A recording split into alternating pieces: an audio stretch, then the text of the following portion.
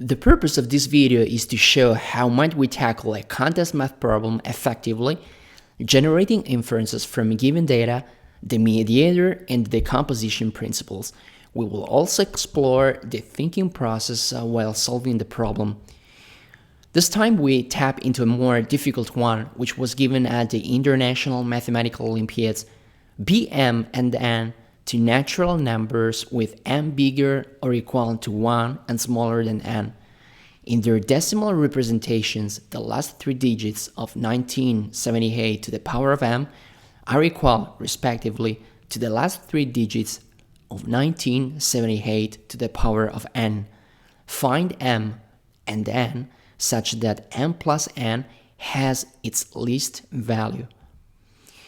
I propose to start by gathering a few pieces of information like the end goal and the given constraints and assumptions. The end goal is clear: to find which values of m and n make m plus n the least possible value. We also assume the numbers are natural, that m takes on values between 1 and n, and that numbers have a decimal representation. If you know what you're assuming, you reduce the risk of making wrong claims, and you can also generate alternative ideas by modifying them. It's time to dive into the problem. My first idea is to stop 1 second and see if there exist similar problems I have already solved in the past. On top of that, I think about something the majority of people do not think of. How are opposite problems solved? This is the way I personally approach problems to disrupt the current status quo and find new insights. To trigger off a similar problem, let's give a look at the text again to seek out insightful keywords. My attention falls particularly on this phrase, least value. When I read this, it came into my mind the minimum of a function, and I sought to find out whether or not it was feasible to turn the given problem into the following one. An integer nonlinear programming problem whose goal is to minimize m plus n given this inequality constraint, the bound constraints, and the domain of the two variables. In the system, the inequality constraint stems from this. This is actually a natural consequence stemming from the initial assumptions.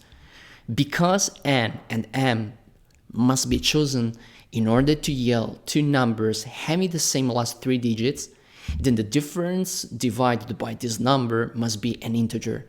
Whether or not the optimization problem makes sense from the mathematical standpoint, it will be discussed in a separate video. As a matter of fact, International Mathematical Olympiads competition does not account for this category of problems. Nonetheless, that gives me the opportunity to remind you of this important principle.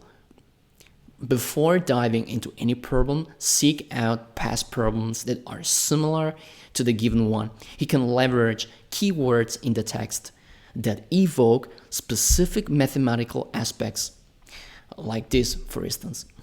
Let's solve it differently, and we start from the initial insight we gained when we noticed that 10 to the power of 3 divides that difference.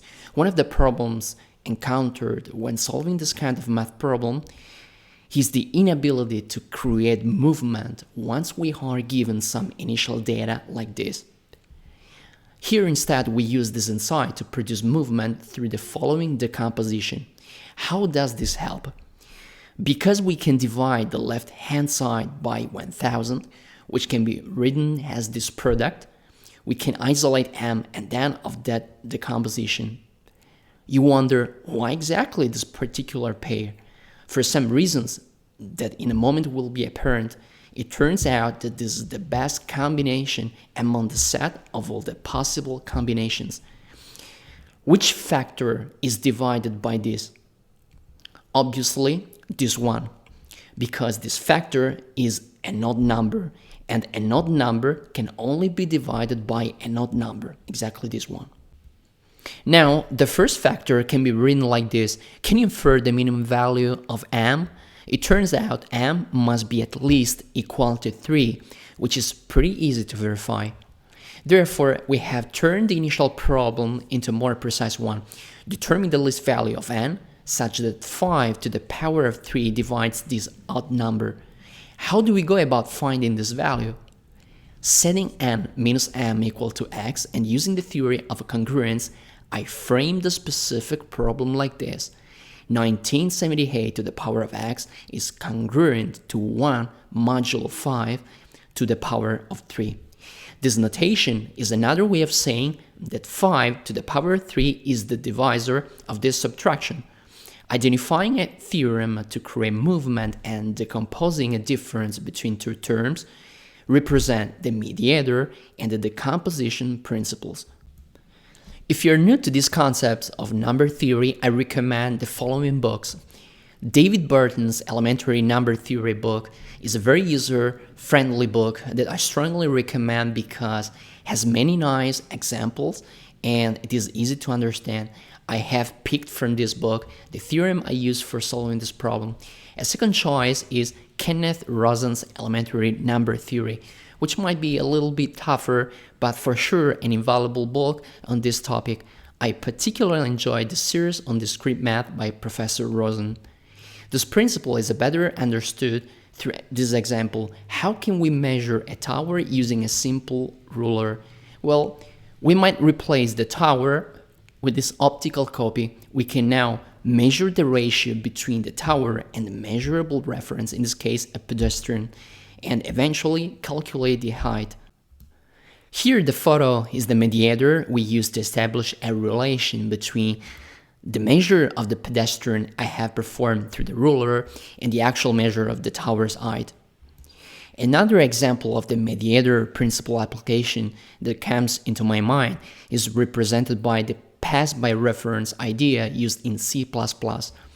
The ampersand is the mediator used by R to refer to high variable, and it is particularly useful to avoid costly computations. Does it tell you anything? This is why it is so important, this principle, because it allows to replace the set of all the candidate values with a theorem and infer a candidate number. The theorem I'm talking about is named after Leonhard Euler. If the great common divisor of a and n is equal to 1, then a to the power of Euler's function phi n is congruent to 1 modulo n. That phi n function is what we need to calculate. We'll return to it in a while. The other principle we have used, the decompositions principle, is one of the most important principles used across different areas of science. I'm talking about the singular value decomposition. It's a special way of segmenting a matrix into 3 special matrices, one associated with a rotation, one associated with stretching, and one producing another rotation.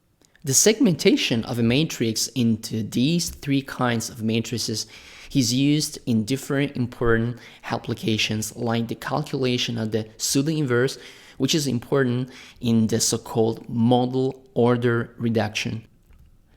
Another way of segmenting a matrix through this principle is the less known polar decomposition that segments a matrix into an orthogonal one and a positive definite one. This decomposition is employed, for example, in continuum mechanics to separate the rotation from stretching. Let's return to the specific problem and let's calculate Euler's function phi n. This function computes the number of positive integers not exceeding n that are relatively prime to n. For instance, phi 7 is equal to 6. That is, the number of positive integers not exceeding 7 having in common with it only 1. If the size of n is relatively small, then we can easily calculate it. But what if its size is larger?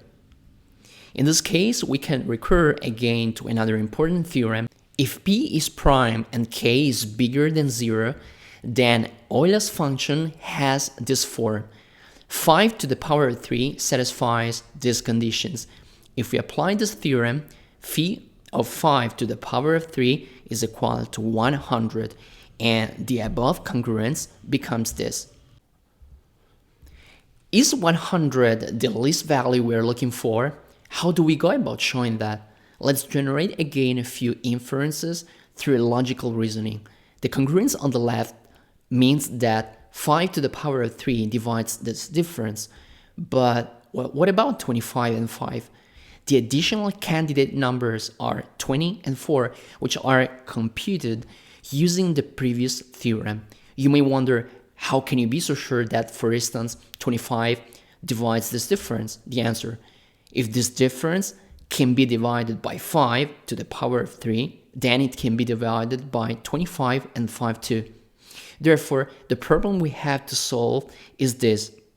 Do these two congruences exist? Let's start with the one on the left. To make things easier, I will write on the right a few fundamental properties that we will use to answer the question. Let's write 1978 as 2000 minus 22. Using this property, we obtain this. Now, let's decompose minus 22 to the power 4 into this. As the first property suggests, this product is congruent to this. Applying again these properties, we obtain this, and we finally find out that 6 is incongruent to 1 modulo 5 to the power of 3.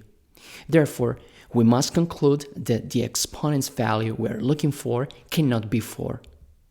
Applying the same ideas, it is possible to prove the sought value is neither 20. Therefore, the least value is 100, which implies that n is 103. Finally, the least value of n plus m is 106. But one moment, are you sure that this is a correct answer?